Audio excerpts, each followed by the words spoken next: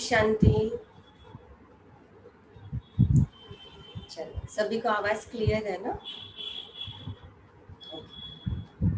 बाबा की मुरली का टाइटल जो बाबा ने कल विशेष कहा है ना, जैसे आप स्क्रीन पर देख रहे हो, बाबा ने कल मुरली के टाइटल में ही बाबा ने एक चीज बहुत सुंदर पक्की कराई, क्योंकि बाबा ने मनसा सेवा द्वारा आत्माओं को अंजलि देने की सेवा करते हुए बहुत काल से तीव्र पुरुषार्थ कर एवर रेडी रहो तो माला का दाना बन जाएंगे, मन का बन जाएंगे। बाबा ने बहुत सुंदर ये सार में ही अभी जो वर्तमान समय चल रहा है ना, बाबा ने विशेष उसका पुरुषार्थ एक्चुअली बताया कि कैसे वर्तमान समय के अंदर जहाँ सर्व आत्माओं का जो मन है वो कहीं ना कहीं अभी डरा हुआ है, क्योंकि हर आत्मा अभी जो पूरे विश्व में महामारी फैली है तो उससे कहीं ना कहीं हर एक का जीवन जो है वो अफेक्ट हुआ है। जैसे देखा गया कि कईयों की सोशल लाइफ जो है वो डिस्टर्ब हो गई, क्योंकि कई जो जैसे बिजनेसमैन आदि है अभी जिनका कहीं ना कहीं वो बिजनेस समाज से जुड़ा हुआ है, लोगों से जुड़ा हुआ है, तो वो जो डिस्टर्ब हुआ तो उसके कारण इकोनॉमिकल जैसे डिस्टर्बेंस हुई, मतलब धन की जैसे कमी या वो डिस्टर्बेंस हुई। और उसके साथ साथ जैसे देखा कि भाई एक छत के नीचे परिवार के अंदर कई लोग जैसे एक साथ कभी साथ में नहीं रहे, लेकिन अब वो एक साथ रहे तो परिवार में भी कई चीजें कई बातें आई। तो बाबा ने समय अनुसार ये बहुत सुंदर हमको ये मुरली का टाइटल ये कहो कि बाबा ने आने वाले समय के लिए तैयारी करा दी।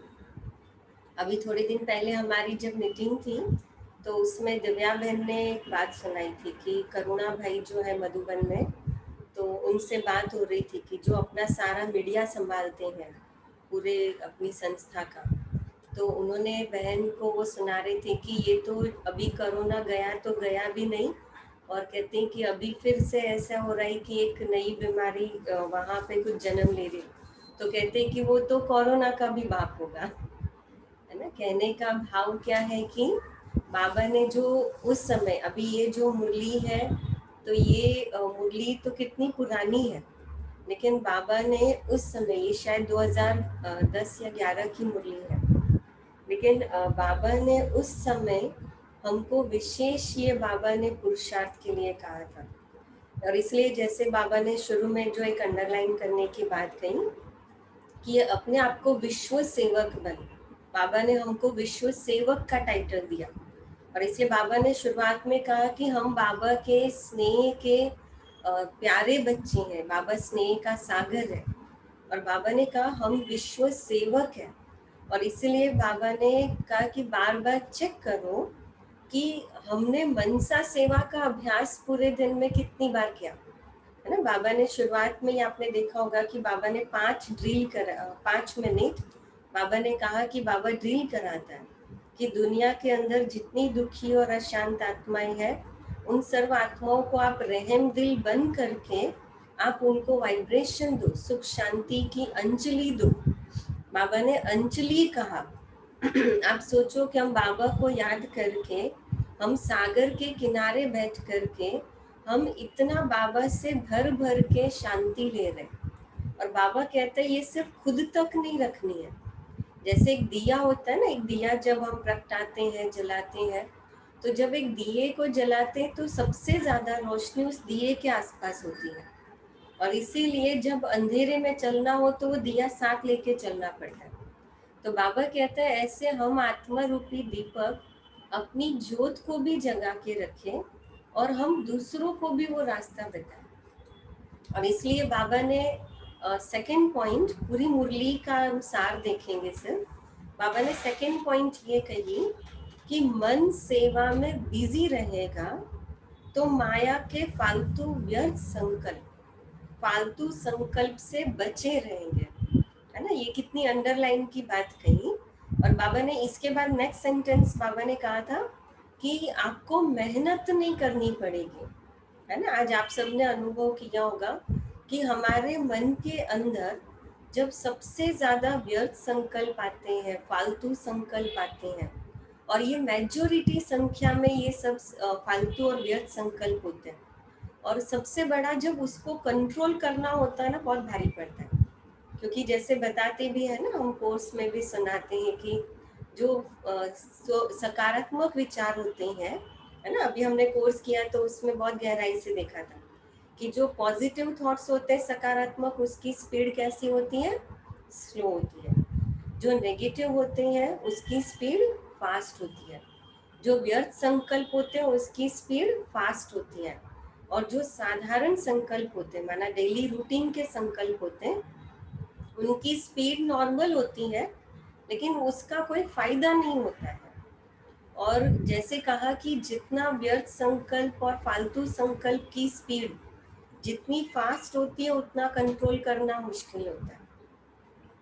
कई बार ऐसा होता है कि परिस्थिति छोटी या बड़ी होती है या चली भी गई होती है, लेकिन उसके संकल्पों का प्रभाव बहुत गहरा होता है ना। जैसे हम कोर्स में एग्जांपल देते हैं कि अगर गाड़ी की स्पीड बहुत फास्ट है और अचानक ब्रेक लगाएंगे, तो कभी भी वो गाड़ी तुरंत जहाँ ब्रेक लगाएंगे वहां नहीं रुकती है।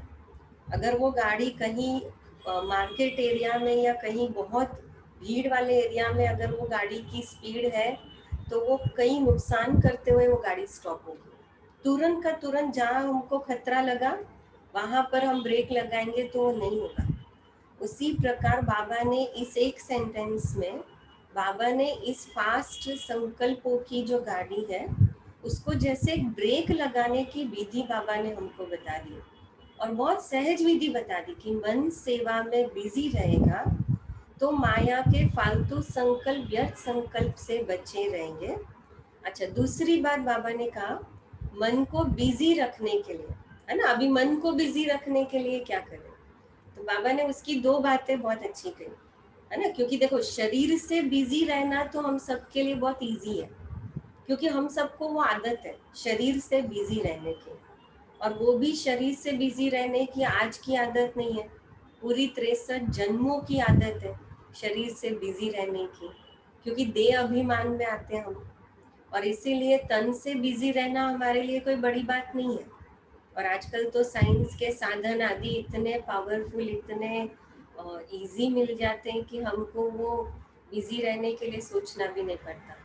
लेकिन बाबा ने यहाँ पर कहा मन को बिजी रखने के लिए बाबा ने दो बातें कही। एक, सेकंड में स्टॉप, मतलब सेकंड में फुल स्टॉप, बिंदु लगाना।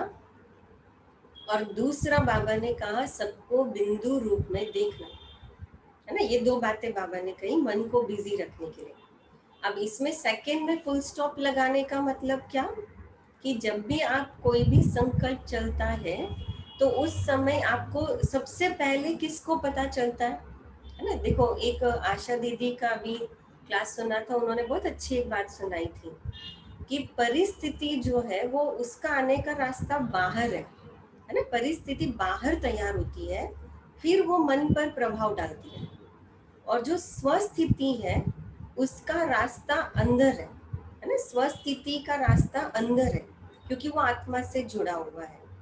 तो बहुत अच्छा दीदी ने, आशा दीदी ने वो सुनाया कि स्वस्थिति का रास्ता अंदर है, परिस्थिति का बाहर है। जब परिस्थिति आती है तो उस समय हम क्या करते हैं,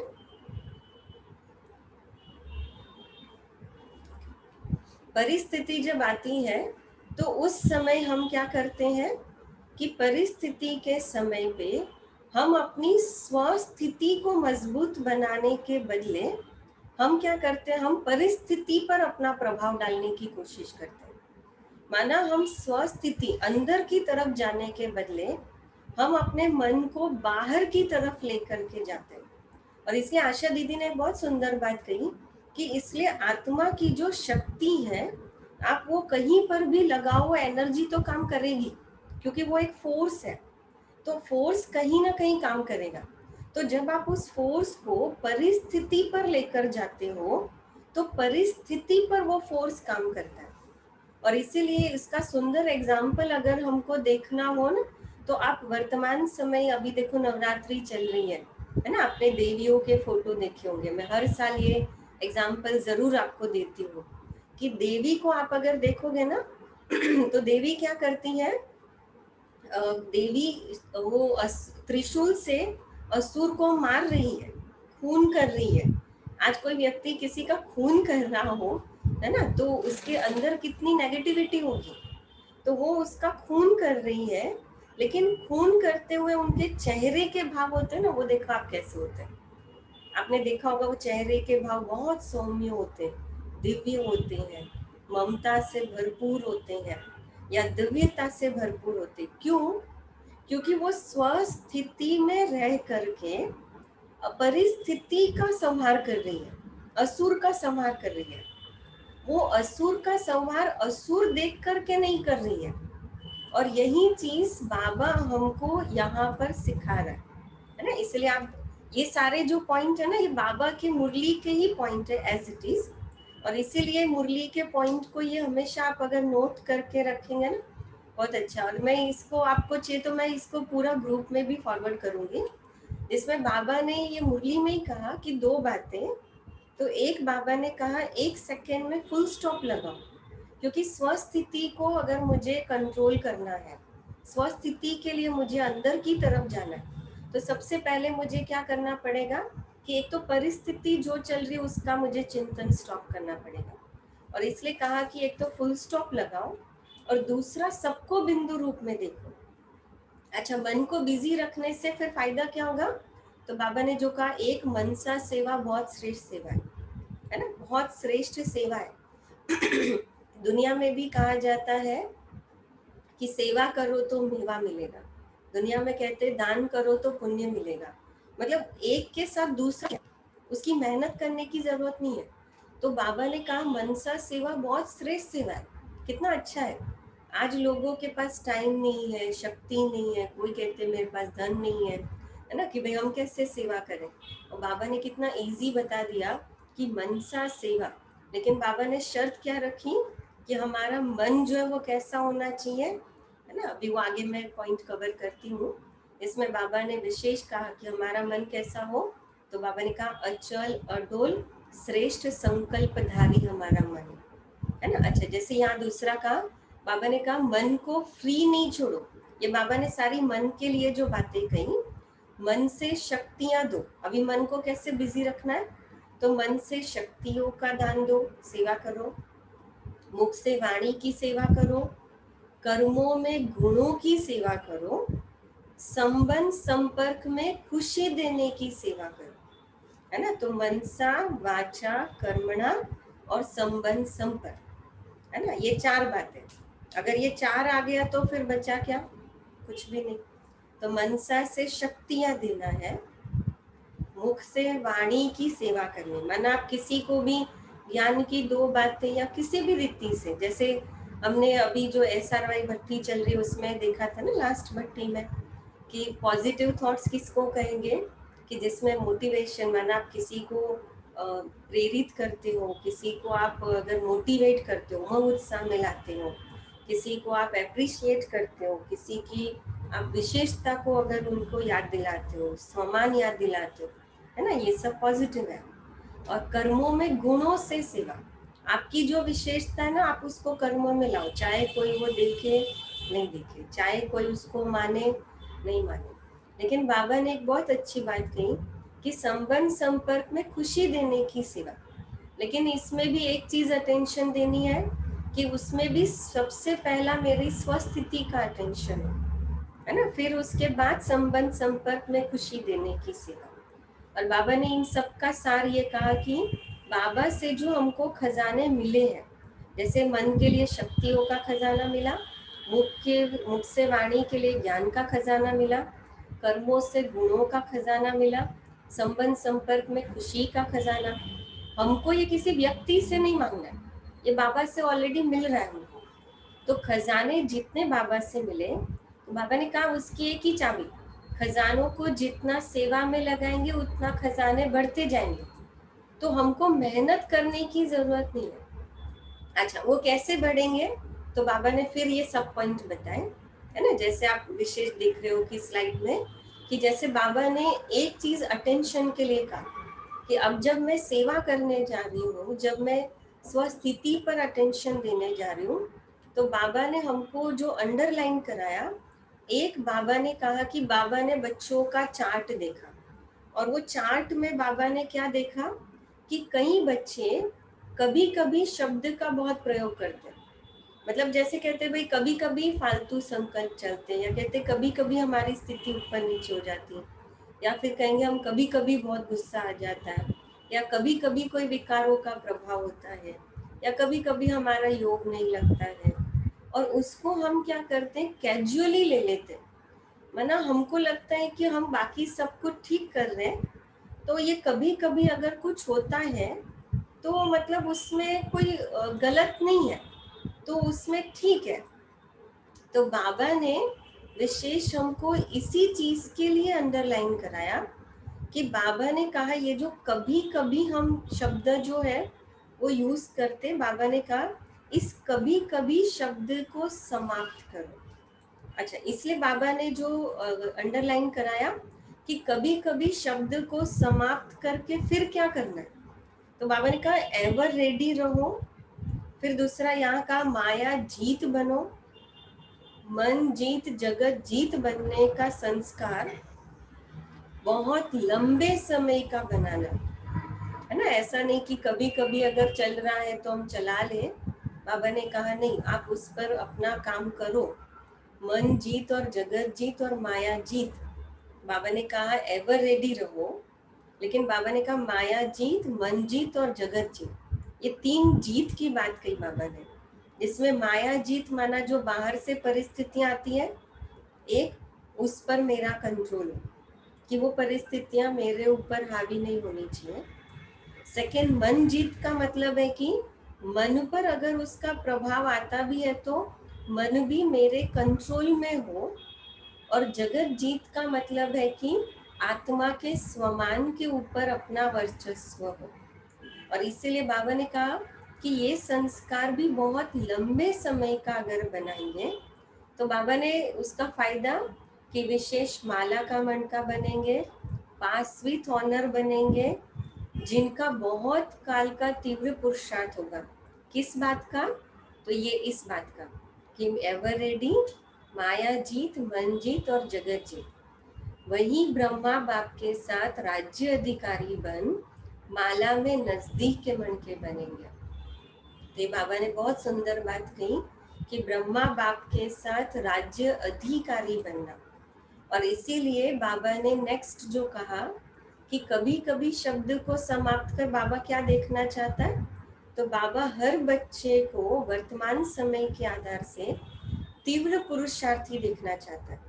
कि तीव्र पुरुषार्थी अर्थात बाबा ने उसकी परिभाषा बताई कि एक अचल अडोल शुद्ध संकल्पधारी, माना हमारे मन के अंदर जो संकल्प चलते हैं वो शुद्ध हो, है ना। उसका प्यूरिफिकेशन हमें करना पड़ेगा, है ना। जैसे आजकल के समय के अंदर हम क्या करते हैं, है ना, बाहर से हम सब्जियां खरीद कर ला रहे, फ्रूट खरीद के ला रहे।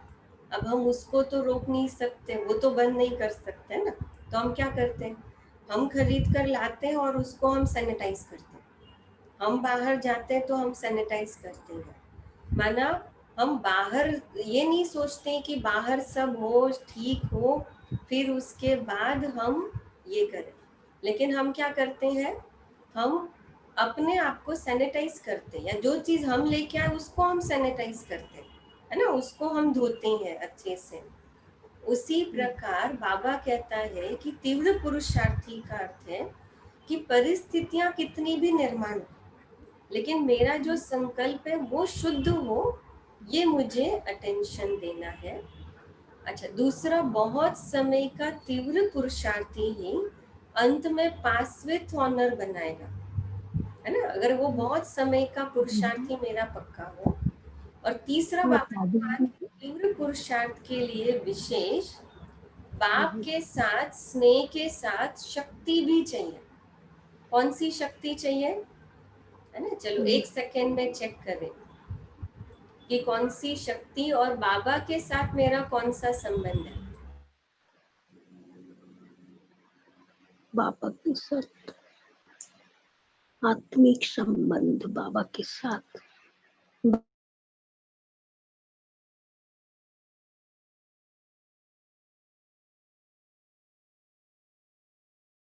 चेक किया सबने कि बाबा के साथ मेरा कौन सा स्नेह का संबंध है, क्योंकि तीव्र पुरुषार्थ के लिए विशेष बाबा के साथ स्नेह के साथ शक्ति भी चाहिए। इसलिए बाबा ने इसमें एक चीज अंडरलाइन कराई।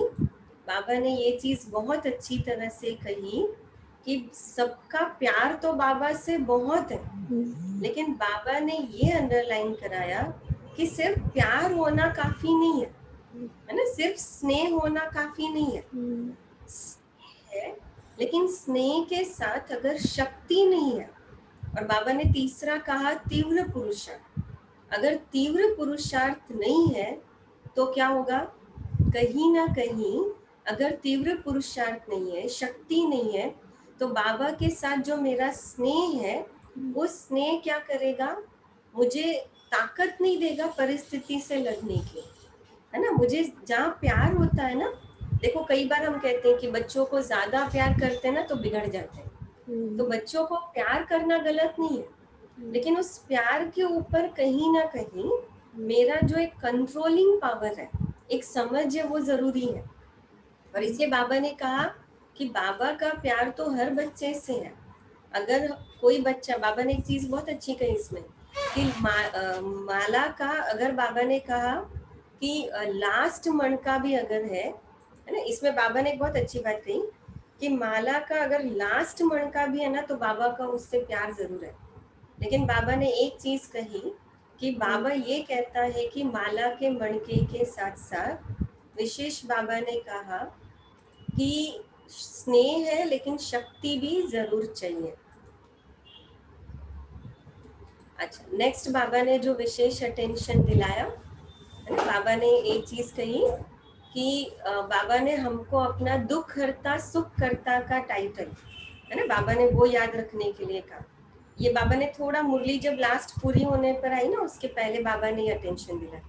और बाबा ने इसमें बहुत अच्छी बात कही कि जैसे बाबा ने इसमें कहा कि विश्व को सुख शांति की अंजलि देनी, दुखी और शांत आत्माओं को बाबा ने उनके लिए रहम दिल बनने के लिए कहा।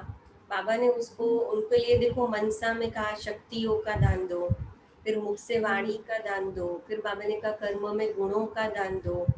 लेकिन बाबा ने कहा ब्राह्मण ब्राह्मण को दान नहीं दे सकता। ये बाबा ने अंडरलाइन कराया कि ब्राह्मण ब्राह्मण का सहयोगी बनेगा। तो बाबा ने कहा कि ब्राह्मण मतलब एक परिवार हो गया ना। अभी जहाँ परिवार होता है ना, परिवार में कभी दान नहीं होता है, परिवार वालों को कभी दान नहीं देते। आज समझो घर में कोई प्रॉब्लम आती है तो उस प्रॉब्लम में समझो कि एक दूसरे को अगर मदद भी करते हैं, कोई प्रसंग होता है। अब घर में समझो कि हर व्यक्ति की अपनी अपनी महत्वता है, अपनी अपनी एक कैपेसिटी है। तो घर में कोई भी परिस्थिति आएगी, प्रसंग आएगा, तो हर एक अपनी रीति से अपनी समय शक्ति धन लगाएगा, लेकिन वो दान नहीं गिना जाता है। किसी दूसरे को देते ना घर वाले से बाहर, तो वो दान गिना जाता है। बाबा ने कहा अपने ब्राह्मणों में भी एक दो के सहयोगी बनो।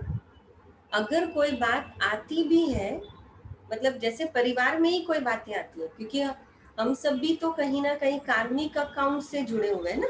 परिवार के मेंबर क्यों बने, है ना। जैसे हम सुनाते हैं कि भाई यही बच्चा क्यों बना, यही माता पिता क्यों मिले, यही भाई बहन क्यों मिले, है ना, यही पति पत्नी या यही संबंध क्यों मिला हमको। माना कहीं ना कहीं हमारा कार्मिक अकाउंट है। तो जहाँ कार्मिक अकाउंट है वहाँ बातें तो आएगी। तो बाबा ने कहा एक दो के सहयोगी बनो। फिर भी बाबा ने कहा अगर कोई बात आती है तो बाबा को सुना दो, बाबा को बता दो, फिर बाबा जो डायरेक्शन दे उस पर चलते चलो। तो जिम्मेवार बाप दादा है और उनके साथ मुरब्बी बच्चे और निमित्त बच्चे, है ना। अभी हर जगह बाबा तो कोई दिखता नहीं है, लेकिन जो भी निमित्त है आप वो भी उनको भी सुना दो, लेकिन एक बार बोल करके फ्री हो जाओ, है ना। फिर उसको मन में नहीं रखे। लेकिन बाबा ने कहा हर जगह हम चार लोगों को सुनाते रहे बातें, तो बाबा ने वो पर चिंतन व्यर्थ बातें कही जो हमें नहीं करनी। और बाबा ने फिर लास्ट बाबा ने जो कही कि विशेष बाबा ने लास्ट जो कहा, मुरली की बात कही बाबा ने कि परम धाम से बाबा आता है, सूक्ष्म वतन से ब्रह्मा बाबा आते हैं और महावाक्य उच्चार करते हैं, है ना। ये जो मुरली है, मुरली का महत्व कह रहा है कि कौन मुरली सुनाता है, और इसलिए मुरली कभी भी मिस नहीं करनी है। ये बाबा ने फर्स्ट पॉइंट कहा। दूसरा कहा, मिस करेंगे तो अपना बाप दादा का दिल तक छूट जाएगा। आज ये बाबा ने बहुत अच्छी बात कही, जबकि बाबा कभी इस रीति से बाबा ने कभी मुरली का इतना इम्पोर्टेंट नहीं कहा था। बाबा ने मुरली के लिए कहा था आत्मा का भोजन है, मुरली आत्मा के लिए और शक्ति भरती बाबा का पत्र है। लेकिन बाबा ने इसमें कहा मुरली मिस करेंगे तो बाबा का दिल तक छूट जाएगा। माना जो मुरली सुनता है वो बाबा के दिल तख्त पर बैठता है। और वो बहुत सिंपल है उसका रीजन, क्योंकि आज घर के अंदर भी देखो, जो बच्चा माता पिता की सुनता है ना, माता पिता की मानता है और माता पिता की हर आज्ञा का पालन करता है, तो ऑटोमेटिक वो बच्चा माँ बाप को बड़ा प्यारा लगता है ना। वो माँ बाप के दिल पर बैठता है। और यहाँ तो भगवान है, और भगवान के दिल तख्त का ये रास्ता है। मुरली जो है वो भगवान के दिल तख्त का रास्ता है। और बाबा ने कहा कि हम 3 तख्त के मालिक नहीं। अगर हम मुरली मिस करते हैं तो 3 तख्त कौन से? एक ब्रह्मा बाबा का, दूसरा शिव बाबा का, और तीसरा मैं आत्मा मालिक हूँ। तो 3 तख्त के मालिक नहीं, पर 2 तख्त के मालिक भी यथाशक्ति बनेंगे, है ना। माना बाबा कहते 3 के तो बन ही नहीं सकते, लेकिन 2 भी मुश्किल से। माना 2 भी, माना सतयुग के राज्य अधिकारी तख्त की भी गारंटी नहीं, और इस समय भी आत्मिक अभिमानी स्वराज्य अधिकारी की भी गारंटी नहीं। और इसलिए बाबा ने 3 बार कहा मुरली मुरली मुरली। मैंने ये जब सुना ना, मुरली मुरली मुरली, तो मुझे वो अदालत का वो सीन होता है ना, जब वो जज होता है और वो उसको जब अपनी बात अपना ऑर्डर बनवाना होता है ना, और बहुत स्ट्रॉन्ग उसको बोलना होता है कि साइलेंस, तो वो कहता है ऑर्डर ऑर्डर ऑर्डर। तो मुझे वो चीज याद आई कि मुरली मुरली मुरली। मैंने बाबा ये हमको जैसे एक ऑर्डर के रूप में जैसे कह रहा हूँ कि भाई नहीं मिस करना है, माना नहीं ऐसा। क्योंकि मुरली में रोज के डायरेक्शन होते हैं।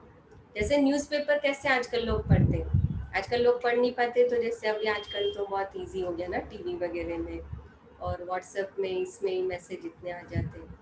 लेकिन कहीं ना कहीं लोग सोचते हैं कि थोड़ा तो हमको न्यूज़ देखना चाहिए ताकि हम कम से कम अपडेट रहें। यहाँ पर हम ये भूल जाते हैं कि मुरली बाबा के डायरेक्शन है।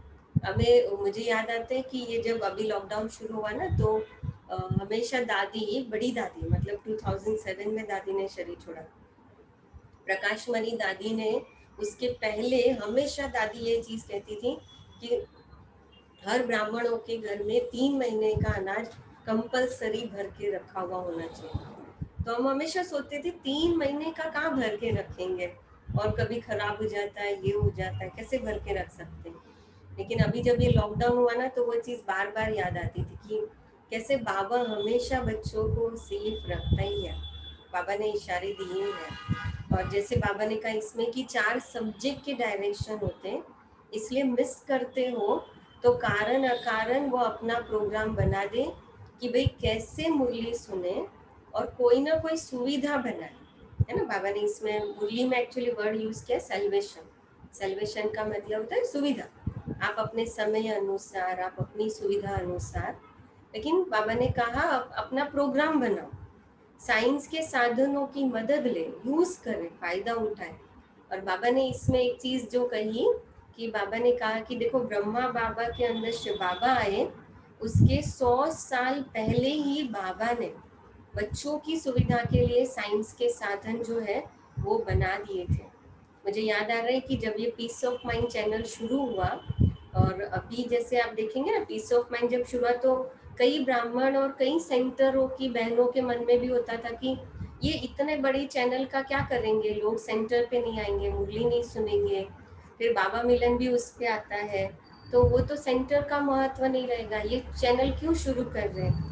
लेकिन आज देखो ये लॉकडाउन के अंदर सबसे बड़ी सेवा अगर हमको किसी ने जोड़ कर रखा है बाबा से, तो आज ये साइंस के साधन ही है, चैनल ही है। तो माना बाबा ने कितने समय पहले से ही जैसे ही शुरुआत कर दी थी। तो कहने का भाव कि बाबा जो भी डायरेक्शन आदि दे रहे हैं वो मुरली में बहुत हुई है। तो ये हमारी पूरी मुरली का सार था, है ना। तो अभी पुरुषार्थ अगर हम 1 मिनट में रिपीट करें कि जो अभी हमें नवरात्रि के दिनों से शुरू करना है, तो एक, मुरली तो मिस नहीं करनी है ना, ये तो पक्का हो गया है।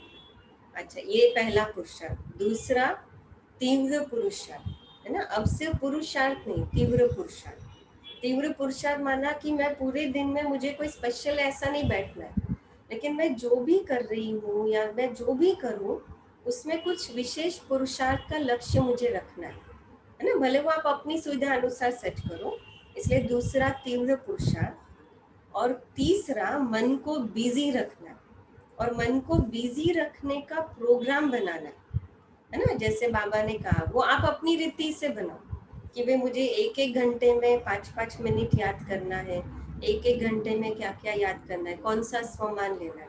तो मन को बिजी रखने का पुरुषार्थ। और चौथा हम ये करेंगे कि हम जब भी ट्रैफिक कंट्रोल में बैठेंगे, अभी नेक्स्ट बाबा की मुरली आएगी तब तक, है ना, 15 दिन में फिर बाबा की अभी एक मुरली आएगी, तब तक हम क्या करेंगे, विशेष चौथा ये करेंगे कि बाबा की मुरली आएगी तब तक हर ट्रैफिक कंट्रोल में एक ही लक्ष्य, मनसा सेवा, है ना। बाबा ने जैसे कहा कि दुखियों की आवाज नहीं आती है, तो जो भी आत्मा है उन सबको हम मनसा सेवा करेंगे।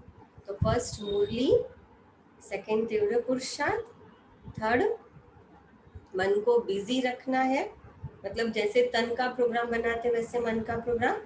और चौथा क्या करेंगे, हर ट्रैफिक कंट्रोल में हम मनसा सेवा करेंगे, है ना। तो ये 4 पुरुषार्थ बाबा की इस अव्यक्त मुरली से हमें रिवाइज करना है, ठीक है। चलिए, ओम शांति, है ना। अभी वो भट्टी भी शुरू होगी तो हम उसको भी ज्वाइन करेंगे, लेकिन पहले 2 मिनट बाबा को याद करते हैं। तो इसलिए 1 मिनट साइलेंस में मनसा सेवा करेंगे, जैसे शुरू में बैठे थे बिल्कुल वैसे ही विश्व के ग्लोब पर बैठ जाए, जैसे चित्र में देख रहे हैं।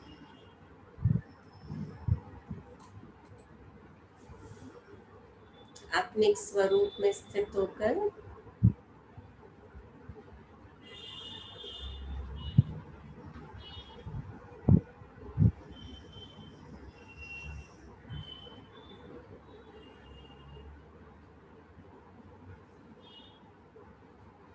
सर्व आत्माओं को शांति के वाइब्रेशन पहुंचाए।